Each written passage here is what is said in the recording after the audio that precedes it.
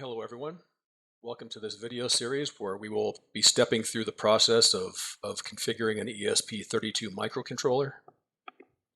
In our first video, we will download the software and utilities necessary to perform the task, and we will set up a staging area or workspace where we'll perform the configuration.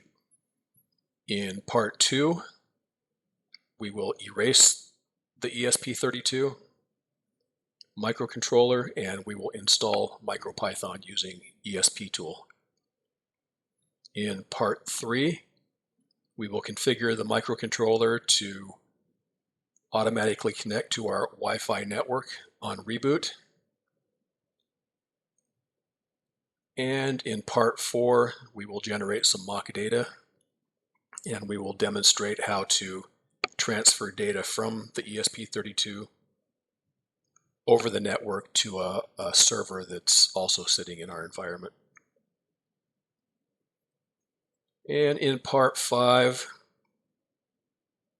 we will demonstrate how to use that data once it's been transferred to the server. And that will consist of Apache web server and some JSON, some JavaScript, and Plotly. So I hope you enjoyed the video series. If I would appreciate it if you would subscribe to my channel and like my videos if they're useful or helpful.